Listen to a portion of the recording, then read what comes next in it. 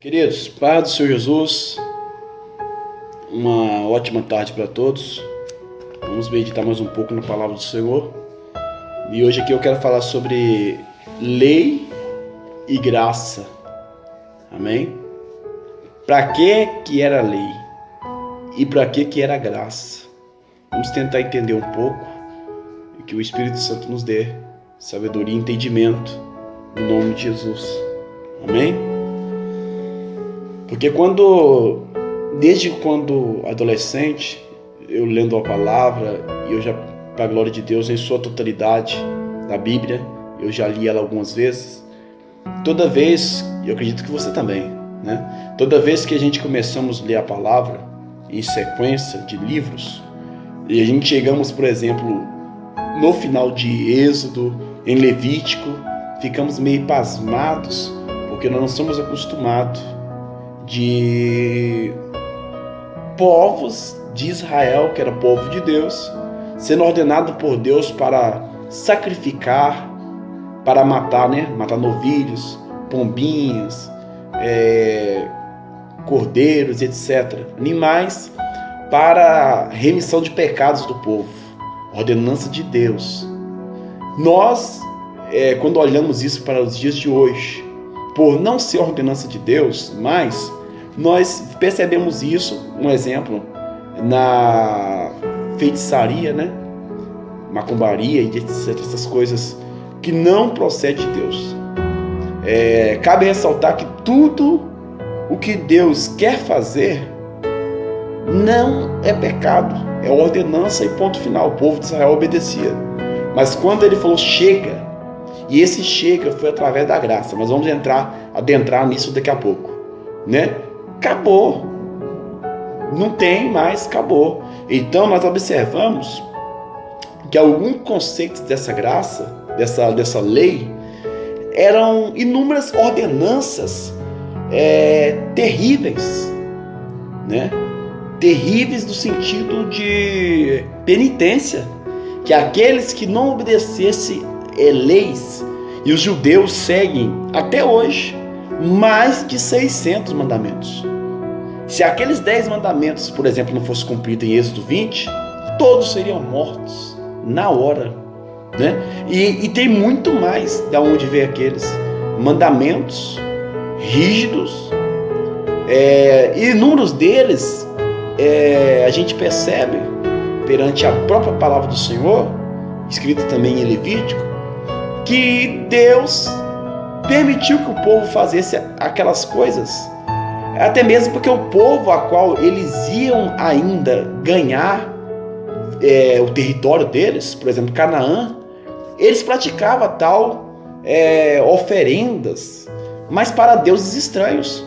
E Deus, para separar o povo dele, falou assim: não, vocês vão fazer isso aí para mim, tá? E se tiver pegando algum estrangeiro para deuses estranhos, mata, extirpa do povo, Então nós percebemos o cuidado de Deus, por exemplo, um tipo de selo que Deus falou para Abraão circuncidar até o seu filho e todos de Israel. É um selo para Deus guardar o seu povo. Mas hoje, no tempo da graça é diferente, mas no tempo da lei era rígido, Outra coisa que me chama atenção, ainda no tempo da graça, era o tipo, além de perdoação de pecados pelos novilhos mortos, o tipo de intimidade que o povo de Israel tinha. Com todo respeito à palavra do Senhor, mas o povo não tinha nenhuma intimidade com Deus. Quem tinha intimidade com Deus eram os líderes. Quem recebia o Espírito Santo, o Espírito de Deus, eram os líderes, Então, quando nós observamos que o povo, e Deus percebeu isso, na sua onisciência, que o povo matava animais e continuava errantes, continuava murmuradores, continuava pecadores. O povo não tinha aquele contato direto com o Espírito Santo. Aí Deus começa a levantar tabernáculos, colocando um pouco da presença dele lá, E aí a gente começa a seguir a sequência de muitos morreram por causa, seguindo a Deus talvez com medo, e mesmo assim pecaram e morreram. Aí nós olhamos no tempo da graça, que Deus, ele não cancelou aquele tempo lá foi específico para Israel, e teve que se cumprir. E o povo de Israel naquele tempo não se misturou por causa que Deus estava cuidando.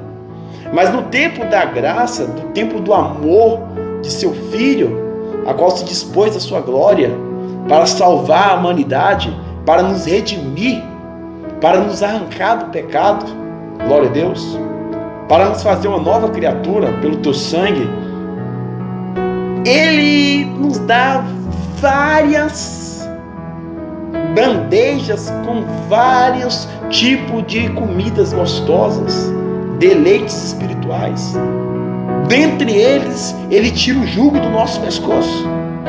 E a Bíblia vai dizer claramente que, 2 Coríntios capítulo 3, versículo 6, que Ele nos fez também capazes de ser ministros de uma nova aliança, não da letra, não da lei, mas do Espírito, pois a letra mata, mas o Espírito vivifica.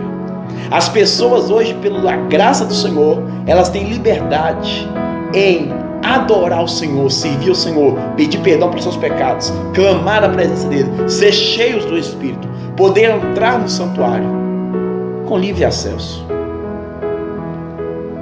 Glória a Deus. Aí, através do seu Filho Jesus, o propósito de Deus foi cumprido. Porque não é um templo igual no Velho Testamento, que qualquer um podia entrar e destruir.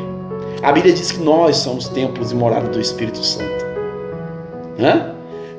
E aquele que tentar nos destruir a carne, a Bíblia diz que nós vamos estar com o Pai nos céus, participar das bodas do Cordeiro no céu, adorar o Senhor no céu e etc. É só você ler Apocalipse, você vai entender sobre isso. Então a graça, ela nos faz ser capacitados contra o nosso pecado, contra as astutas ciladas do adversário. Amém? Não precisa ficar com medo, atemorizado do inferno, atemorizado de seguir algumas leis que até hoje brasileiros seguem, leis rigorosas, e tem pessoas que só sabem pregar sobre isso, mas nós não. Nós somos livres do Senhor Jesus, e se nós temos o Espírito Santo vai nos guiar nos caminhos certos, em pastos verdejantes. Então a graça do Senhor, Ele nos dá autoridade. A Bíblia vai dizer também em Lucas capítulo 10, versículo 19, eu vos dei autoridade para pisar em cobras e escorpiões. E a Bíblia também vai dizer, se não me engano, Marcos capítulo 16, versículo 16, se eu não me engano, que Deus vai nos dar poder para pregar o Evangelho a toda criatura. E é uma ordenança através do Espírito, através do momento da graça. Ele nos faz entender que nós temos que trabalhar mais. Não é só o sacerdote que trabalha, toda a igreja, todo o povo, avante para ganhar almas para o reino do Senhor. Glórias a Deus. Ele também nos fez capazes de ser ministros de uma nova aliança. Ele deu poder, e Deus é poderoso para fazer abundar em vós toda a graça, a fim de que, tendo sempre em tudo toda suficiência, abundeis, seja completo em toda boa obra. E a Bíblia diz em Filipenses capítulo 4, versículo 3, posso todas as coisas naquele que me fortalece. Nós temos que ter intimidade com Jesus. Você tem tudo hoje para servir a Deus nesse momento da graça. Tudo. Tem a Bíblia, tem o seu joelho para orar, tem a voz do Espírito Santo para falar com você. Tudo. Então faça. Aproveita a oportunidade que Jesus morreu na cruz por você. E esse selo de Deus nunca deixe ele se afastar. A coroa da vida nunca deixa se afastar de você. Amém? Olha aqui que versículo lindo. 1 Timóteo capítulo 1, versículo 12. Dou graças àquele que me fortaleceu, a Cristo Jesus nosso Senhor, porque me considerou fiel, pondo-me no seu ministério. Eu quero fechar com isso. O Senhor Jesus, Ele te pôs no ministério. O Senhor Jesus, Ele te pôs no corpo dele. Qual que é a diferença da lei e da graça? É que na lei nós ouvíamos falar o que o profeta queria falar para a igreja, através do poder de Deus. Hoje não. Hoje nós ouvimos o próprio Deus nos chamar, nos capacitar pelo poder do Espírito Santo. Que Deus abençoe a sua vida, em nome de Jesus.